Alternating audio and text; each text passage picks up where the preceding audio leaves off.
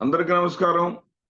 78వ స్వాతంత్ర దినోత్సవ శుభాకాంక్షలతో మీ మాదిరెడ్డి శ్రీనివాసరెడ్డి. పచ్చ మీడియా అంటూ తెలుగుదేశం పార్టీ అనుకూల మీడియాని మనం విమర్శిస్తూ ఉన్నాం ఇప్పటిదాకా. కానీ ఆ తెలుగుదేశం పార్టీ మీడియా రంగంలో మరొక పార్టీకి అవకాశం లేకుండా మొత్తం ఆక్రమించేస్తుంది అని చెప్పాలి. విజయసాయిరెడ్డి గారు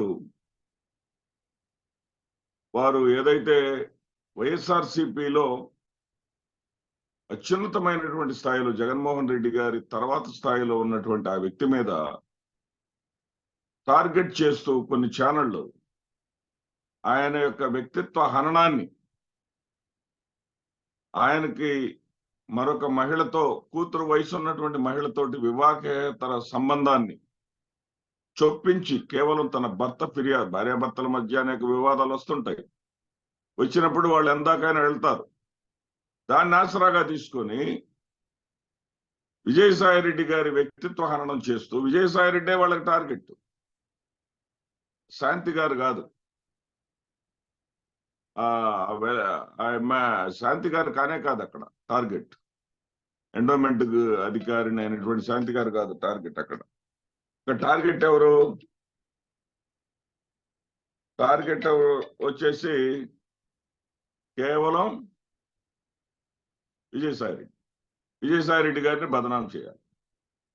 సరే, విజయసాయిరెడ్డి గారు ముందుగానే రంగంలోకి రావటం ఎందుకులని చెప్పేసి మా శాంతి గారు తనకు తన బిడ్డకు విజయసాయిరెడ్డికి ఎలాంటి సంబంధం లేదని కన్నీళ్ల పర్యంతమై మీడియా ముందుకు వచ్చి చెప్పినా గానీ రెచ్చిపోయారు.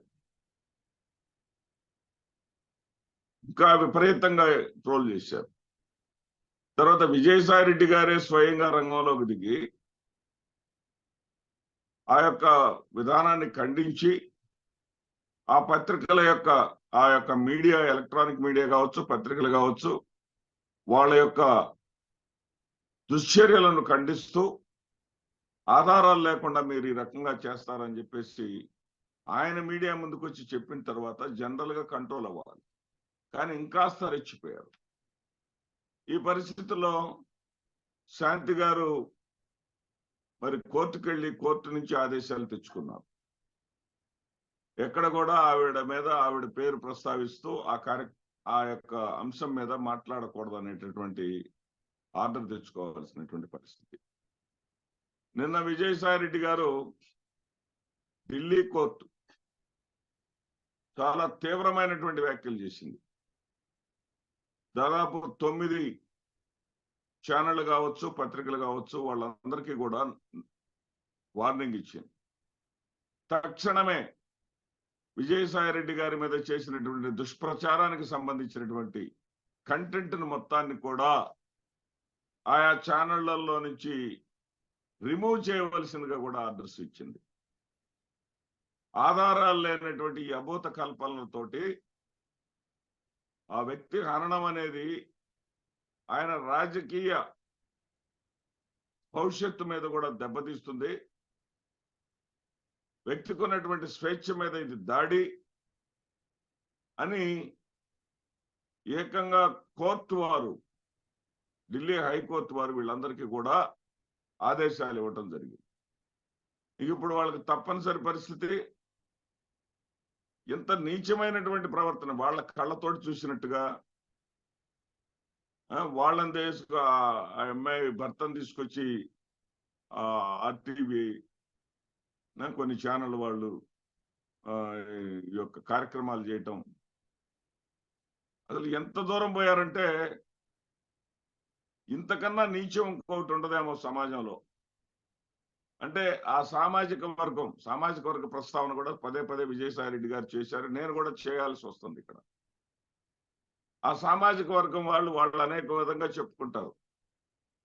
అమ్మ శబ్దం నుంచి పుట్టింది కమ్మ అని కొందరు అంటారు. కొందరు కర్మ శబ్దం నుంచి వచ్చింది, కాలక్రమంలో కర్మ పోయి కమ్మ అయిందని చెప్పేసి మరికొందరు చెప్తారు. కొందరేమో 6వ వారం 7 వారాలే కాదు 8వ వారం కూడా ఉంది. ఆ 8వ వారమే కమ్మవారం అని చెప్పేసి ఇంకా ఘనంగా చెప్పుకుంటారు. వాళ్ళు ఎన్ని చెప్పుకున్నా సరే వాళ్ళకి ఉన్నటువంటి వాస్తవ చరిత్ర ఏంటంటే గతంలో రాజుల కాలంలో వీళ్ళు ఏం చేసేవాళ్ళు అంటే ఈ కులానికి చెందినటువంటి వాళ్ళు వార్తలు అటు నుంచి ఇటు నుంచి అటు మోసేవాడు. రాజుగారు ఇద్దరు రాజుల మధ్య కానివ్వండి, లేదా రాజుగారు తన క్రింద ఉన్నటువంటి వ్యవస్థలకు సందేశాలను పంపించటంలో కానివ్వండి, మనం చూసాం గోల్కొండ నవాబు మరి ఆదేశాలను ఏ విధంగా పంపించారు. ఇలాంటి ఆదేశాలను పంపించటం అనేది అక్కడ ఉన్న తహసీల్దార్కి ఆదేశాలను పంపించడం మనం చూసాం చరిత్రలో. అంటే రాజుగారి దగ్గర నుంచి వచ్చేటటువంటి వార్తలను మోసేవాళ్ళు వీళ్ళు. ఈ వార్తలు పూర్వకాలంలో ఎలా ఉండేయంటే ఈ క్లాత్ ఇది అనేది రాకముందు పూర్వకాలంలో తాళపత్రాల మీద రాసేవాళ్ళు, అంటే తాటి ఆకుల మీద రాసేవాళ్ళు. ఆ తాటి ఆకులని కమ్మలు అనేవాడు, షార్ట్ ఫామ్ లో కమ్మలు అనేవాడు. ఆ ఆకుల్ని వీళ్ళు మోస్తారు కాబట్టి, అంటే వార్తలను వీళ్ళు మోస్తారు కాబట్టి వీళ్ళకి కమ్మవారుగా స్థిరపడిపోయారు. వార్తలు మోసేవాళ్ళు కాబట్టి కమ్మలు, అంటే వాళ్ళ ఆరిజిన్ వాళ్ళకి బాగా తెలుసు కాబట్టి ఆ వార్తా రంగంలో చాలా వాళ్ళు బలంగా ఉండిపోయారనేది నిర్వివాదాంశం. దానిలోని పేటెంట్ని వాళ్ళు ఇంకొకరికి ఇవ్వటానికి కూడా వాళ్ళకి ఇష్టం లేకుండా వాళ్ళ పుట్టుకకి కారణమైనటువంటి ఆ యొక్క వృత్తిలో డామినేషన్ ని వాళ్ళు కొనసాగిస్తున్నారు. గతంలో రాజశేఖర రెడ్డి గారు ఉండగా 6 పత్రికలు అంటూ ఇబ్బంది పడినటువంటి పరిస్థితులు మనం చూసాం. ఆ తర్వాత జగన్మోహన్ రెడ్డి గారు ఎక్కి వచ్చిన తర్వాత జగన్మోహన్ రెడ్డి గారు వ్యాపారాన్ని ప్రారంభించిన తర్వాత జగన్మోహన్ రెడ్డి గారి యొక్క ప్రోత్సాహంతో రాజశేఖర రెడ్డి గారికి నచ్చజెప్పి సాక్షి పేపర్ని, సాక్షి మీడియాని, సాక్షి ఎలక్ట్రానిక్ మీడియాని, టీవీ ఛానల్ని తీసుకురావడం మనం చూసాం. అయితే అసలు విజయసాయి రెడ్డి గారికి ఇంతటి దయనీయమైనటువంటి పరిస్థితికి రావడానికి కారణం ఎవరు అవునన్నా కాదన్నా గతంలో కాంగ్రెస్ పార్టీ కూడా ఈ యొక్క మీడియా గురించి సీరియస్ గా తీసుకునేది కాదు. చంద్రబాబు నాయుడు గారు మీడియాని ఎప్పుడు కూడా మీడియా ఏదైనా చేయగలదు అని నమ్ముతాడు చంద్రబాబు నాయుడు గారు. ఆ మీడియా వాళ్ళకి సకల సౌకర్యాలు ఏర్పాటు చేసేవాడు. నా దగ్గర కొన్ని ప్రత్యేకమైనటువంటి ఆధారాలు కూడా ఉన్నాయి. కానీ పెద్ద వాళ్ళు కూడా ఉన్నారు పాపం, వాళ్ళు ప్రయోజనాలు పొందిన వాళ్ళు, ఏకంగా ఇళ్లనే గిఫ్ట్ గా పొందిన వాళ్ళు కూడా ఉన్నారు. అటువంటి వాళ్ళ పేర్లు చెప్పి నేను ఇబ్బంది పెట్టదలుచుకోలేదు, అది గౌరవనీయం కూడా కాదు.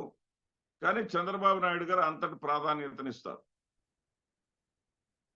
ఈ రోజున 23 స్థానాలతోటి కుదేలైపోయినటువంటి తెలుగుదేశం పార్టీ తిరిగి 164 స్థానాలతోటి కూటమి పేరుతోటి 164 స్థానాలతోటి వచ్చి అధికారంలోకి రావడం కానీ, 150 స్థానాలు ఉన్నటువంటి వైఎస్ఆర్సీపీని మధ్యలో 5 ఎగరగొట్టేసి 11 స్థానాలకు పరిమితం చేయటంలో కానీ, జగన్మోహన్ రెడ్డి గారి పరిపాలనా లోపం కన్నా వీళ్ళు చేసినటువంటి విష ప్రచారమే ఎక్కువ పనిచేసిందంటలో ఎలాంటి సందేహం లేదు. రాష్ట్రంలో ఏ మూల ఏది జరిగినా సరే, ఏ చిన్నది జరిగినా సరే దానిని తీసుకొచ్చి జగన్మోహన్ రెడ్డి గారికి అంట కట్టడంలో, లేదా జగన్మోహన్ రెడ్డి గారి కులానికి అంట కట్టడంలో వీళ్ళు సక్సెస్ అయ్యారు. ఎన్నికలకు ముందు అదే విధంగా చేశారు, ఎన్నికల తర్వాత కూడా ఆ పోరాటాన్ని వీళ్ళు కొనసాగిస్తున్నారు. ఎన్నికలకు ముందు ఒక 6 టీవీ ఛానళ్ళు అయితే ఆల్మోస్ట్ ఇక వాళ్ళకి రెండో పనే లేదు అన్నట్టుగా తెలుగుదేశం పార్టీ ప్రచార సాధనాలుగా పనిచేసినాయి. ప్రజల్ని భయపెట్టడంలో, భూములు లాగేసుకుంటాడు జగన్మోహన్ రెడ్డి గారు అని చెప్పటంలో, అదేవిధంగా జగన్మోహన్ రెడ్డి గారు తిరిగి అధికారంలోకి వస్తే ప్రజల్ని పీల్చుకు తింటాడని, అసలు అభివృద్ధి జరగదని, మరి అభివృద్ధి అనే చిరునామానే ఉండదని, ప్రజాస్వామ్యమే ఉండదని చెప్పటంలో వాళ్ళు సక్సెస్ అయ్యారు. దాన్ని సుస్థిరం చేసుకోవటానికి, ఆ తెలుగుదేశం పార్టీని సుస్థిరం చేసుకోవటానికి వాళ్ళు అదే ప్రక్రియను కొనసాగిస్తా ఉన్నారు. తెలుగుదేశం పార్టీకి అనుకూలంగా ఉన్నటువంటి 6 సంస్థలు కాకుండా అరకొరకు ఒక 2, 3 సంస్థలు సాక్షి కాకుండా నేను చెప్పేది వైఎస్ఆర్సీపీ కోసం కూడా పని చేశాయి. ఎన్నికల సమయంలో మాత్రమే పనిచేశారు. ఎన్నికల సమయంలో వాళ్ళు పనిచేశారు అంటే జగన్మోహన్ రెడ్డి గారి మీద ప్రేమతోనో లేదా సిద్ధాంతపరంగా వాళ్ళు చేస్తున్నటువంటి తెలుగుదేశం పార్టీ వాళ్ళు కానీ, ఆ ఒక వర్గం మీడియా కానీ చేస్తున్నటువంటి దుర్మార్గమైనటువంటి చర్యలను వ్యతిరేకించాలనేటటువంటి భావజాలంతో వచ్చినటువంటి వాళ్ళు కానే కాదు. వాళ్ళు ఏదైతే జగన్మోహన్ రెడ్డి గారు మరి ఎన్నికల సమయంలోనన్నా మా కోసం పని చేయండి అని వాళ్ళకి కొంత ప్యాకేజ్ ఇస్తే ఆ ప్యాకేజ్ తీసుకొని వాళ్ళు పనిచేశారు. ఈ రోజున ఎన్నికల తర్వాత కూడా కొద్ది రోజులు అలా కొనసాగారు. కానీ వాళ్ళకి కూడా ఎరగా వేసి, ఏది అడ్వర్టైజ్మెంట్స్ ని ఎరగా వేసి వాళ్ళను కూడా తన దారిలోకి తెచ్చుకున్నది కూటమి ప్రభుత్వం, ముఖ్యంగా చంద్రబాబు నాయుడు గారు. జగన్మోహన్ రెడ్డి గారు ఆ దిశగా అడుగులు వేయటంలా. సాక్షి చాలే అనుకుంటున్నారు. అసలు సాక్షి అంటే జగన్మోహన్ రెడ్డి గారి పత్రిక, అది జగన్మోహన్ రెడ్డి గారి ఛానల్, అది మరి న్యూట్రల్ ఓటర్స్ అనే వాళ్ళని ఎంతవరకు ప్రభావితం చేస్తుంది? చేయలేదు. మరి గతంలో విజయసాయి రెడ్డి గారు ఛానల్ ఆయనే స్వయంగా చెప్పారు, మనం విన్నాం. ఛానల్ ప్రారంభించడానికి ఆయన ముందుకొస్తే ఎందుకు, మనకి సాక్షి ఉంది కదనా, మనకెందుకు ఛానల్ అని చెప్పేసి ఆయన్ని ఆపారని చెప్పేసి వార్తలు కూడా మనం విన్నాం. అదేవిధంగా